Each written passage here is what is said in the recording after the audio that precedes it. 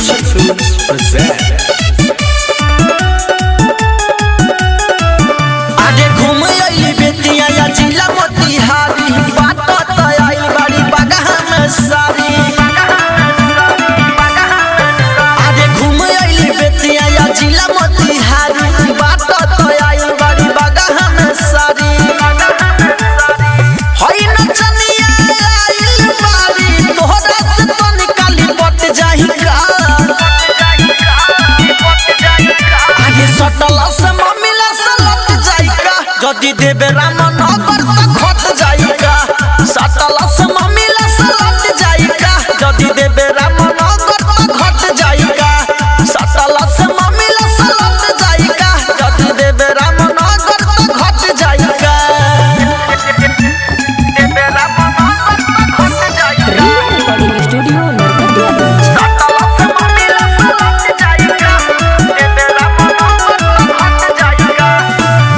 लइका ना बुझब बानी जवान हो करब बरियारी भले चल जाई जान हो।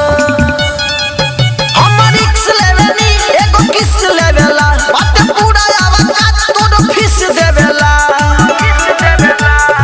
बोलत बारू बरबर के बोली से तहरा डट जाई का।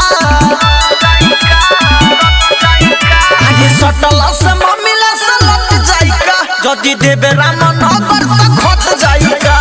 सटला से मम्मीला से लट जाई का जदी देबे रामनगर त खत जाई का। सटला से मम्मीला से लट जाई का जदी देबे रामनगर त खत जाई का। देबे रामनगर त खत जाई का। सटला से मम्मीला से लट जाई का देबे रामनगर त खत जाई का। चढ़ल जवानी तोहार बाटे गादराइल बड़ी भागे बारू आज हमसे भेटाइल।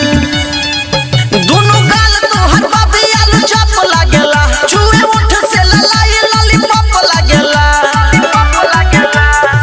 अनुराग राम बोली तोहरा से आजू पट जाई का। आगे सटला से मम्मीला से लट जाई का जदी देबे रामनगर त खत जाई का। सटला से मम्मीला से लट जाई का जदी देबे रामनगर त खत जाई का। सटला से मम्मीला से लट जाई का जदी देबे रामनगर त खत जाई का।